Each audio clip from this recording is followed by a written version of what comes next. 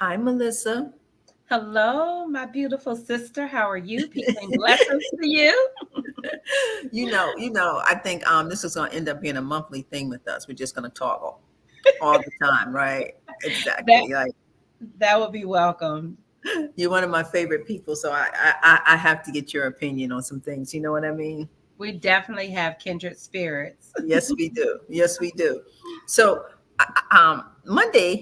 Monday, I released your video, and after listening to it and getting other people's feedback, there were some other questions and some things that I felt that we needed to ask you. Oh, So okay.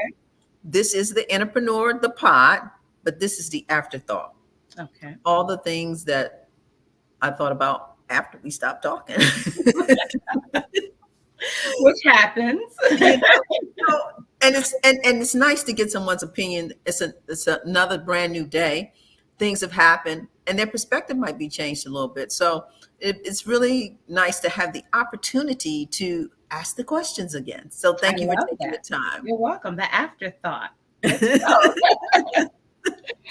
So Mhm. the first question I want to ask you about, because I want to ask you about your son, Mhm. Timothy Johnson. And in the recording, you said the judicial system in America, and including in Fairfax County, has not been equitable to Black and Brown people. Mhm. And you also said that you're not mad at the officer who shot him or anyone else. You just want to bring awareness to it. Correct. But my follow up question to that is, but have you forgiven the officer who shot your son? Oh, absolutely. I have forgiven him. I pray that he repents, and his relationship with his the God of his understanding is his business.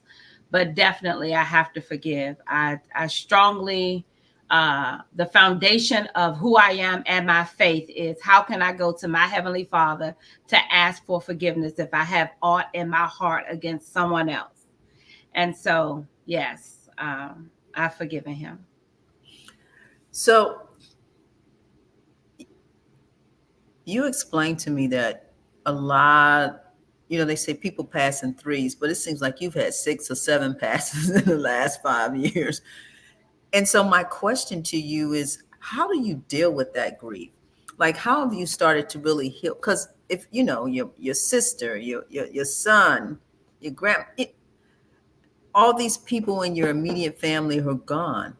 Yeah. Uh, I guess my real question is, how do you manage that grief?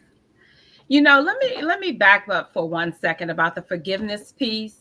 And Okay. I want to add that um the forgiveness is not about him. The forgiveness is for my own heart and my own relationship with the God of my understanding.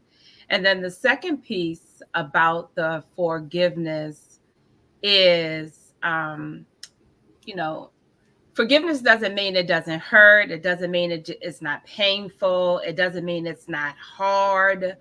But I have to forgive him because I believe by all of my faith that that's just the modality by which my son transitioned from his earthly life to his spiritual journey.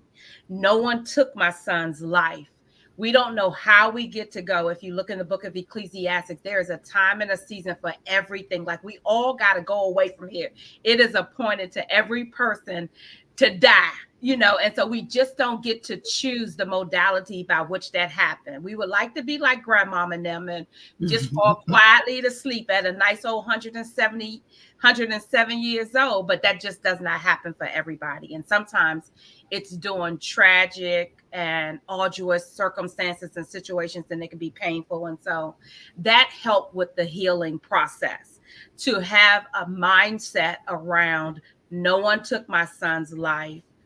God took my son or called my son home, and not literally like in a way that you just try to say, oh, this thing happened and you blame God or you acquiesce something to God. But we all have a span of days, and we don't know from our birth until the day we close our eyes. Like we don't know the number of our days. And so, if in fact that was the number of my son's days, it was just the number of my son's days. And a tragic situation happened with my son back in 2016.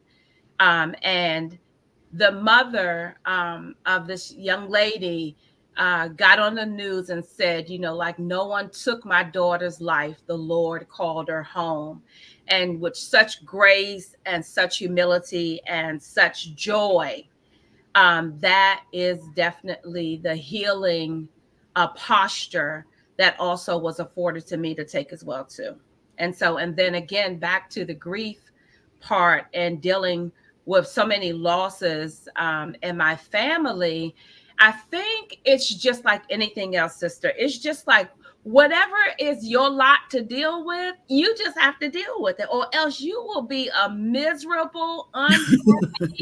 complaining, pessimistic, angry, emotional, immature kind of person if you are discontent with just your whole life and Mm. everything that has happened. And Mm-hmm. so I look at it like there's a whole lot of things that could be my life right now based on lifestyle choices, based on immature decisions, being at the wrong place at the wrong time around the wrong people. But God's grace and mercy spared me from that. And so I've just always just been able to process the loss and the grief. Now, not without any residue, believe you me, but just being able to process it like, Mm-hmm. what else I'm gonna do? You know what I mean? Like, am I gonna be angry at God? Am I gonna be depressed all day? Am I gonna be unhappy? I'm not gonna allow one tragic thing or just lifing to Mm-hmm. allow me to taint the beauty that's in today. The And so beauty that's in today. I love it. To take the beauty into and what's say it again. to taint the beauty that's in today. Yeah. I Today is received that. I beautiful. received that. Yeah, Yes. today the pain is beautiful, loss is beautiful, it's tragic, but life is beautiful. How can I know I'm alive if I don't suffer through something sometimes? And it's the reason for change, right? Absolutely. Absolutely. The other thing that I wanted to touch on was you talked about inner child. I don't think a lot of people are in touch with their inner child. Hmm. That's my perspective. I can't be 100% sure, but I think it's something worth revisiting. What you said about your inner child was, who does not need to go back and revisit the little girl to see how adult Melissa is parenting the little girl that maybe she didn't get the parenting that she needed, or she didn't get the love that she needed, or to deal with and address any abandonment or rejection issues. And so I guess the first question is, who is that inner child to you? How do you like, what's her personality? How do you perceive her?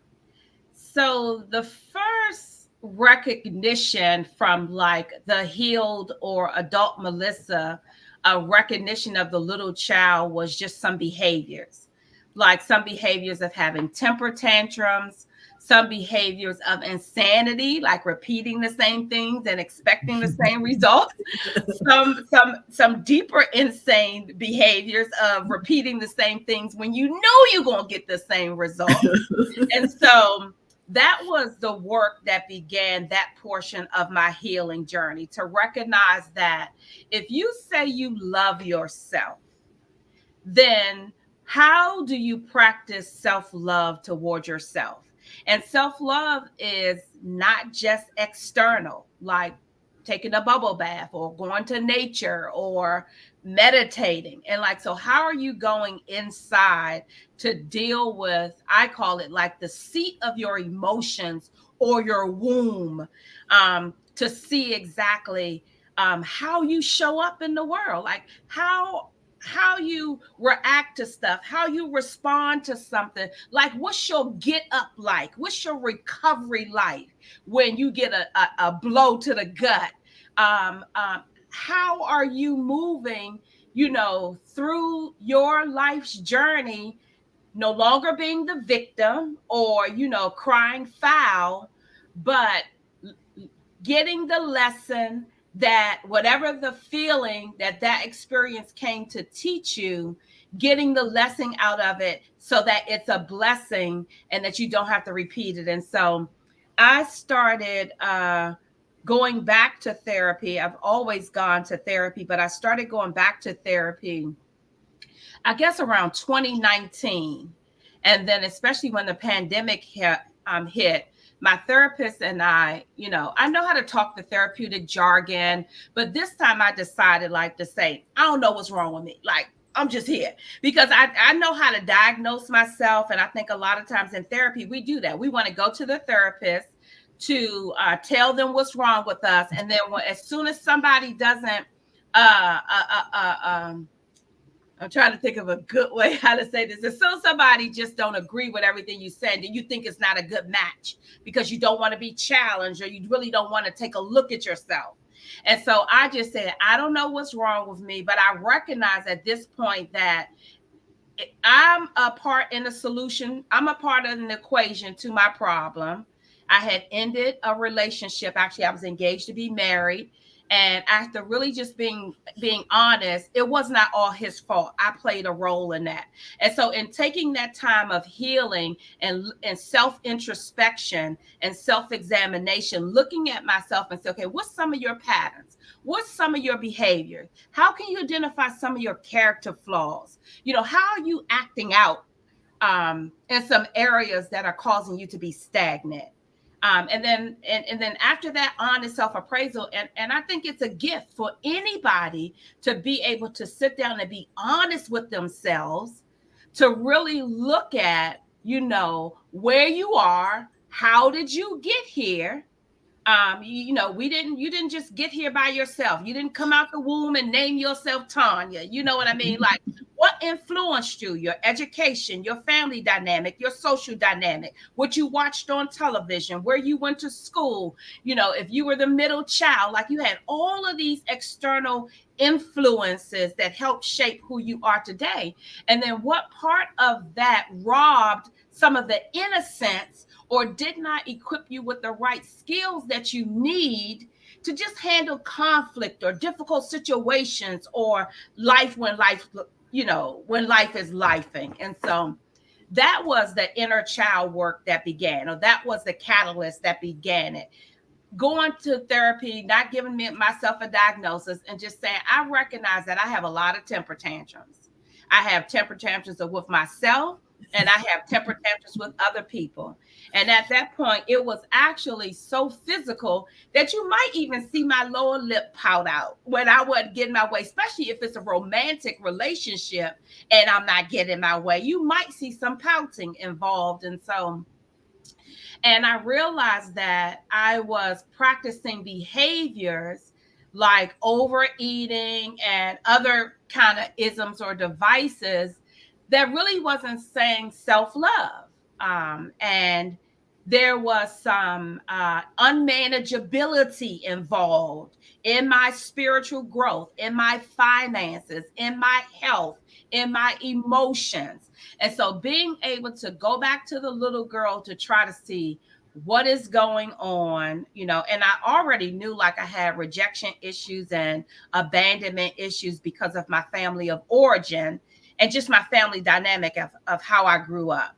And so those things unaddressed or not provided with the proper tools prolonged the little girl having a temper tantrums, wanting some attention, wanting to be loved, wanting to be seen and recognized, and wanting to have her way, even when having her way was killing her. Mm, mm.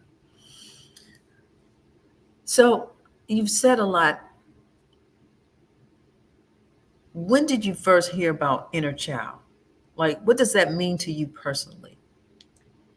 I don't know if I can go back and identify the point where I first heard about it, but I've always been a proponent for therapy because I've had so many griefs in my life and suffered so many loss. beginning at 19 with the death of my mother, and Mm, having to lose my mother, my father, my brother was murdered, my grandmother, my great grandmother, like the major family nucleus of my love, and my immediate family are all deceased. And so I don't know if the concept was through therapy or just doing the inside work, doing the internal work, self-help books. And I've always been a person to journal and try to tap in internally, spiritually, even when I didn't know what else to do, or mm, even when I didn't know it was producing fruit. And that's the beautiful thing at this version of myself. Um, of I realized I gave a definition to something I call the journey. And the journey is your process, like your individual process. And the journey is that process from the womb to the tomb, and it's to teach you, guide you, and direct you toward the creator's will for your life, purpose, and destiny. And like, more importantly, like, your process is over a lifetime. It's not an event. So that's a whole paradigm shift, because we always are about the mm, next. What's the easier, softer way? What thing I got to get to next? And a lot of times we forfeit what's going on internally, because our senses or our ears or our spiritual intuitiveness is attuned externally so much. That's what's giving us our direction. And there's nothing internally that's helping to keep us grounded or helping to guide us and helping us to grow up. And so I don't know if I answered the question or not, no. but um yeah. So, in terms of inner child, and you said you kept using the word temper tantrums, which indicates that that's childlike behavior. Hmm. So, as you've evolved, do you still have those temper tantrums, or can you stop it and recognize it right away when it start to come on, or is it just going to be a consistent work in progress, you think, along with everything else we have to do in terms of being spiritually, um, physically, emotionally, and financially stable? Yeah. I still have temper tantrums. However, the temper tantrums are manageable and controlled, and they're more so with myself. And it's like coping mechanism tools. You know what I mean? Like, learning how to provide yourself with tools, so like you don't kirk off on somebody, or you don't lose your job just because somebody said something in an email that made you a little bit upset. I think we all have things that we might have to, it would benefit us if we learn some tools to be able to manage those things, to help us be mature, and show up in a way that we want to show up. That's a way that's kind and loving and light and truth, and does not cause harm to self and other people. And so my temper tantrums are probably less and fewer than they were before. And then I'll also say I look at it like just building any other kind of muscle or discipline. The more you work on it, the more you practice, the stronger and apt you'll be with it. And so it gets better. I received that. I received that. So the next thing that I want to ask you about is purpose partner. Mhm. You said the unity of relationships. Like, if two people come together, no matter what the package is, flaws and brokenness and all, and you put the Lord first, there's nothing that you cannot accomplish together. I received that, but I had a thought. I had a thought about that. And I wanted to know, because it doesn't always have to be a purpose partner, doesn't always have to be a romantic relationship, right? Absolutely. Yeah. It could be just a soulmate. So specifically, we're going to talk about a romantic relationship in terms of having a purpose partner. Okay. And just for definition, how would you define a purpose partner? I think the definition that you just read of what I said is Okay. a good foundational definition for a starting point. You know, being able to recognize that when two people come together with complete alignment or alignment on one accord, saying there's no conflict, there's no major sacrifice. It's like a business acquisition that's a complete merger, and everybody have equal stakes, equal access, put up the same money, and it's a even a mutual merger and transition. It's not hard, it's not complicated, it is sweet, it produces fruit, it's beneficial, like it's aligned, it's light, it's truth, it's creative, it's collaborative, like it's just all the things. And I think relationships can be that way: platonic, romantic, business partners, all of that. And so a purpose partner, and it doesn't have to be singular in nature either. I think a purpose partner should be jointly. My purpose aligned, or, and not that you have one singular purpose, but something that's a part of my life's purpose is completely aligned with what's a part of your life's purpose. And then we come together and instantaneously it's creation. What maybe has taken me a while to accomplish, or you reached a stumbling block, or just couldn't get over that hurdle, when two collaborative, aligned souls come together.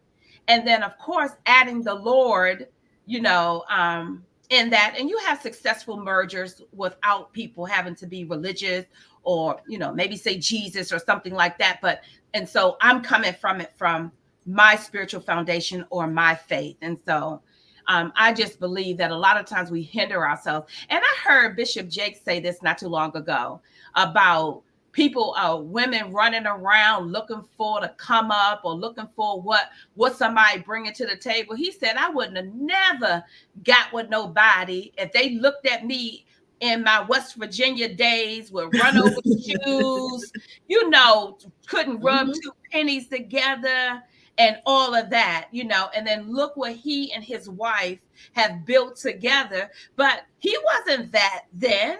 It took a process of becoming that. And so I think we falsely look at something without like really weighing it all out or weighing the cost. And we look at potential, but we look at it potential in a limited format or a limited scope, and seeing, instead of looking for purpose partners that are aligned with what we already know is a part of a purpose that's ours in our own lives.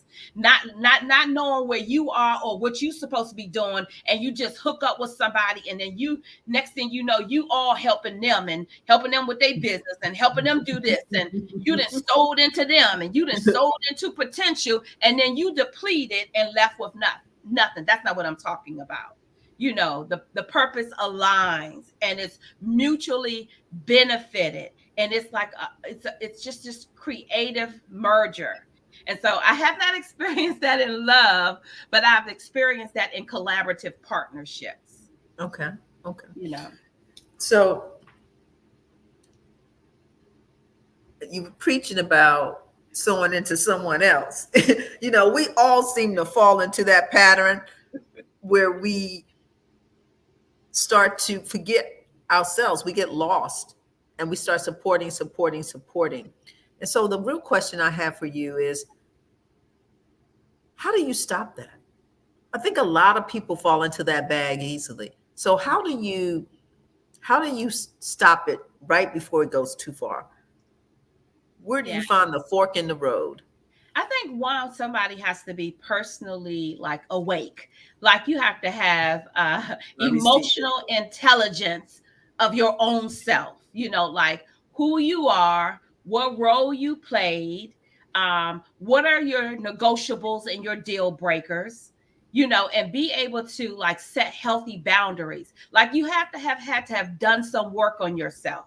See if you have attachment issues, mommy issues, daddy issues, enabling issues, and people pleasing issues. Like you have to have gotten to a point in your life, not saying that you're perfect or or those things don't bother you, but at least you're aware and can recognize them, Mm. and you have some tools, a networking support system, and a relationship with your higher power that will help you mitigate those things and not let you be like Geronimo with no boundaries and you just jumping off the cliff and haven't even tested to see if the parachute gonna work.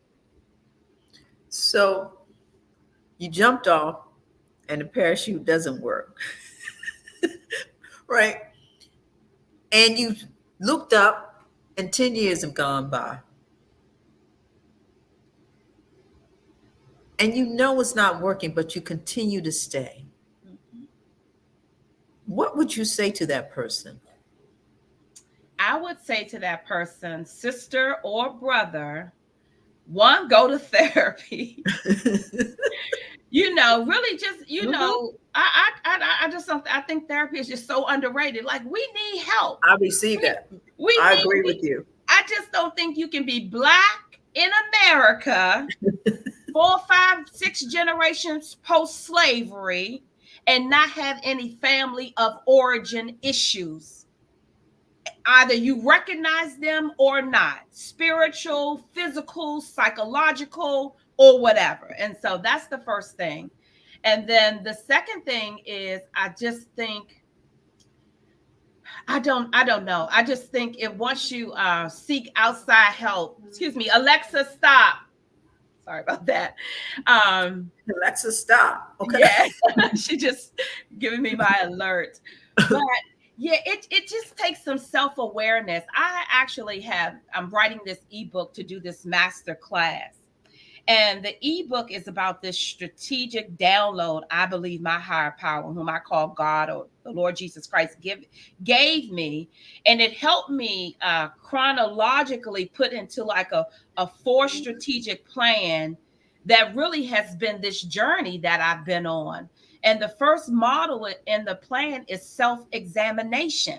Mm. Like, I think in order to make a Mhm. decision that 10 years is enough, that 5 years is enough, to do it in a healthy way that does not leave you in a posture with residue that you're angry or bitter, or you build up walls and you never gonna love again, and Mhm. you never Mhm. gonna do all of these things again, or you're hateful, or it's manifested itself in your life in sickness or disease and all of the other things. And so you can go about it that way, but a healthy way to go about it is self-examination, like really looking at the part you played, really looking at your patterns, really looking at how you make decisions, how you set boundaries or don't set boundaries. What's your self-esteem like?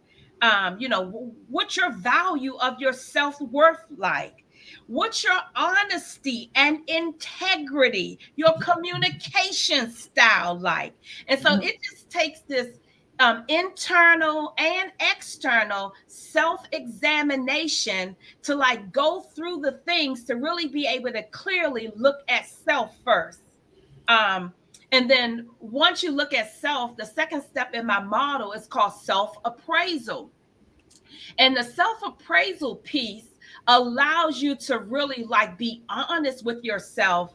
I know, I remember, I thought some years ago when I was in my 20s, I had this picture of myself like I'm just so nice and I do things for people, probably even later than my 20s, if I be honest, that I just had I had this benevolence. But it wasn't until I did some work on myself and was introduced to the fact of check your motive. Are you doing Mm. stuff conditional, or you doing things unconditional? What really is your motive? Is it you want some attention? Is you want to be Do you want to be loved? Are you trying to create and be manipulative to create something that's really not there, but by your acts you're really trying to orchestrate and set up something? And so, really, that self appraisal allows you to really go in and be honest, and then replace some of those things with healthy behavior and tools. Like, go take an emotional intelligence class. Go take a meditation and prayer class, go deeper in your therapy. Look at what your real self image is and how you manage your emotions. Are you a person that goes from 0 to 60 real easily? Like you always about to tell somebody off. You always about to kirk off at somebody. You live on Rage Street. On Rage Street. And then Okay. it's always somebody else's problem. Are you a person that do stuff and then you can't even admit and come back and apologize? What is that about? And so just take this self-appraisal after this self-examination to like weed through the things and see really what things at that point you can recognize that this is really not causing me any good, and it's not going to help me get to my destination. The person that I say I want to be, the person that I think I want to be. I heard on a podcast this guy say, a lot of times people will say, I want $1 million. But are they really saying, it just sounds, it would just be a good idea if I had $1 million? Because really putting a plan in place to hustle and to work hard and to sacrifice and to do the things that it takes to get $1 million, you have to be a person that sees that it takes all those things and put those things into action. Or are you just saying, oh, it would be a good idea to have $1 million? And then even if you have it, do you have a purpose for it? Or are you going to just have it and squander it? And so the self-appraisal piece, looks at how do you see yourself and how do you think you show up? Really doing like a 360 and asking people in your close circle, how do I show up? How do I sound? Is there some areas that you would recommend or suggest that I take a look at, or maybe, get some help with? And so just doing those type of things to be able to make healthy decisions. Um, to be able to recognize, like, nobody forced you to stay in this relationship. Nobody forced you to stay here. You don't have to be a martyr for the relationship. You don't have to be a martyr for the children. If this is the best gift, that one of the best gifts I gave myself was when I got my power in my voice to be able to say, this is not working for me. With children, with platonic or romantic relationships. And not say it from a place of malice or anger, but an honest truth that this is not working for me. I receive it. Yes. you know Yes. and especially when you have children and they begin to be, start to be adults, you really have to do some work on yourself. And I had another epiphany, and I probably heard it from someone, and so I'm not taking credit for it, but it said, I do not have to be the solution to the problem you created. That's a paradigm shift from parenting. Parenting, Absolutely. you have to be the solution to the problem they created. You got to bail them out of jail. You got to go to the school and talk to the teachers and have meetings. Like, you have to be the solution. You got to pay for the things that they messed up for. You have to be the solution to the problem they created. But when they become adults, you get a choice. But a lot of times we don't transition to that role easily and be able to freely say that. And so part of the therapy and part of dealing with the child within and part of doing the work on yourself is being able to be okay with boundaries. Melissa, let's go back to the $1 million. The $1 million.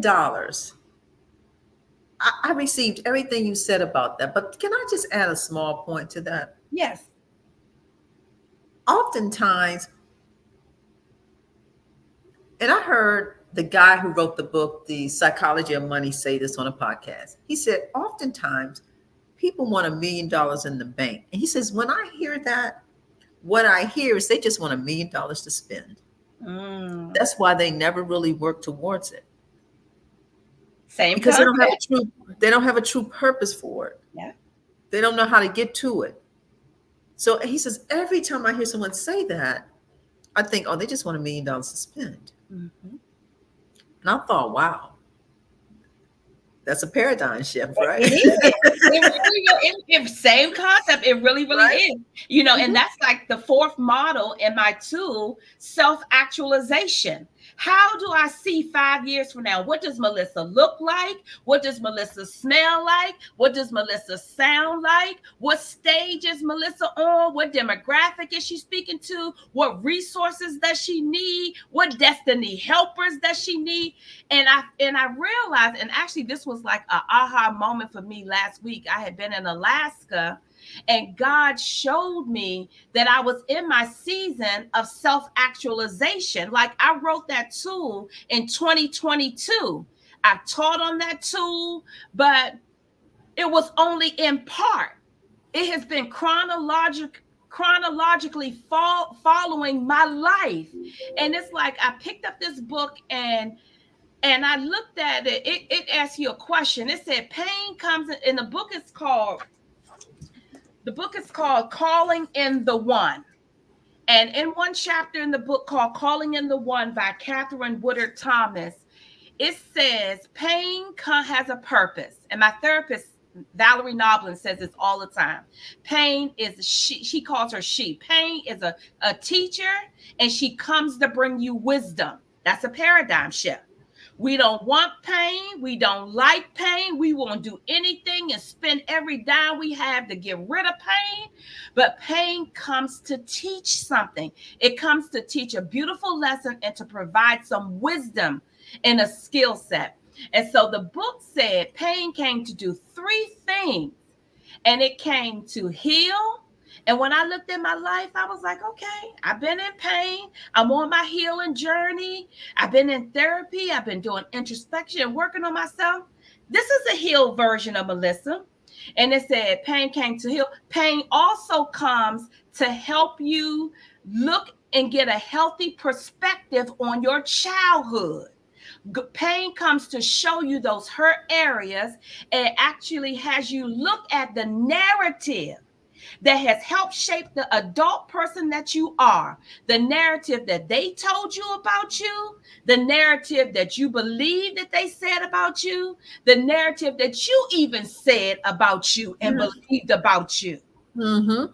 So pain comes to help you unlock that narrative and have a cohesive perspective on that now. And the cohesive perspective is the best way I can say it is it didn't happen. Like my childhood, the grief, the loss, the rejection, it did not happen to me. It happened for me, like the Joseph in the Bible story. So pain comes to help you do that paradigm shift to change your perspective. And then the third thing pain comes to do, and I know I was going to forget that. I was going to have a junior senior moment.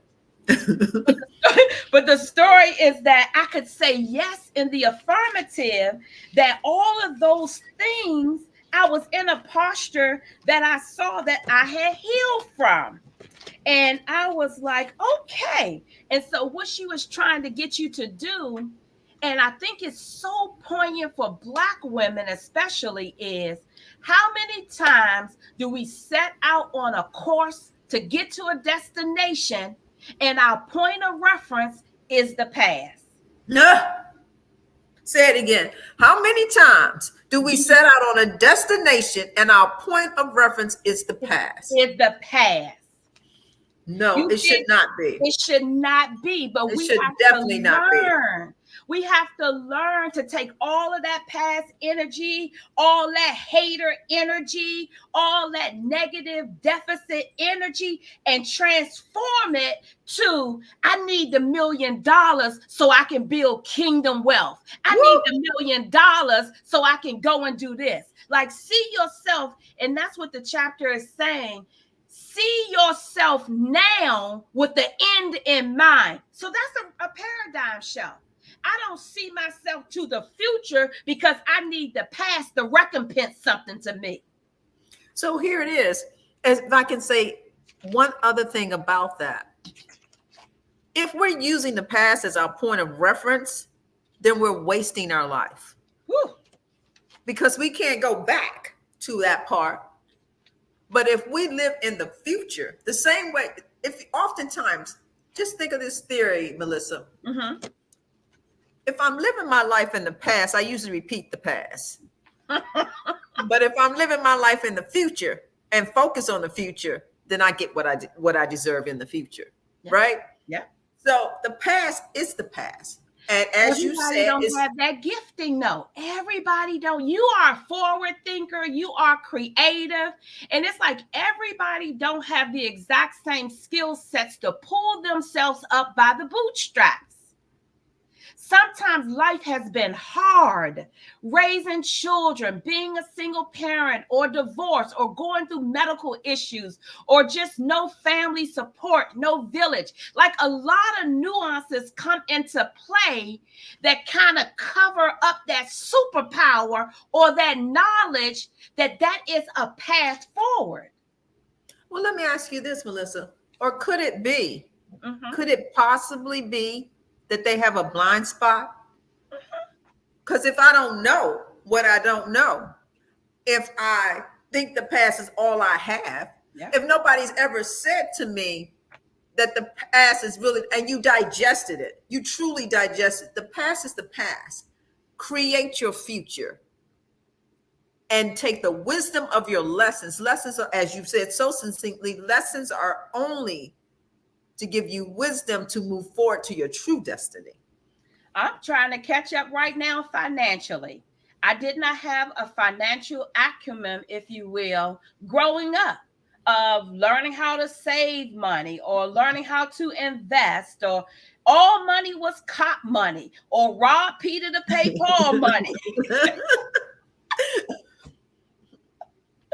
And so now getting to a point in my adulthood and maybe like 5 years out for retirement, trying to unlearn some of that miseducation to now get a financial literacy, if you will, to help me make better choices. And I think it's the exact same thing for that past paradigm. You know, we learn that we've been indoctrinated with things that grandmama or big mama or folks in the family used to say, and we built our whole existence on that. You know, you better not have one woman, you better keep another one on the side, or you better not let your right hand know what your left hand doing. Like all of these old folk stuff. Then what purpose does it serve? How has it benefited you? But that's as you've said so succinctly, that comes from generation to generation to generation, and until someone breaks the pattern, it will continue. But more importantly, you can't break the pattern without stepping outside of your comfort zone and finding the information you need. Exactly. You must realize that there's more to life than what you saw, Mm, right? right, Because that perspective is only one perspective, it's right, just right here. right, True living, true understanding is having many perspectives right. from all levels of life, from Mm, from the richest person to the poorest person, because everyone has a perspective, and the more perspectives you understand, the better decision making process you can have, absolutely. Do you see the because you value understand. in therapy then? The seeing the value in therapy, that you really have to go to therapy and see what's your hope system like? What's your faith system like?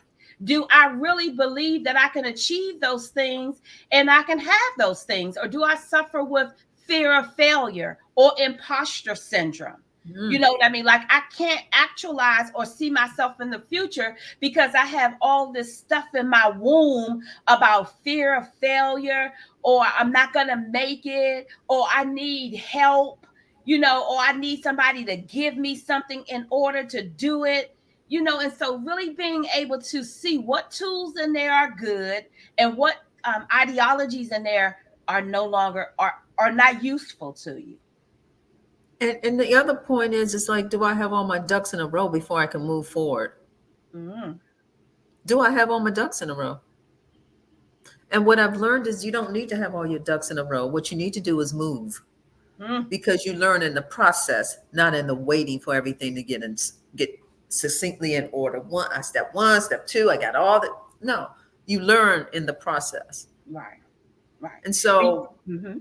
we have to definitely understand that it's imperative as a person, as you've said so succinctly throughout this conversation, that understanding who you are and seeking the information you need to be your best version of yourself every day. Right. And most people blame theirs where they were born as a reason why they can't succeed.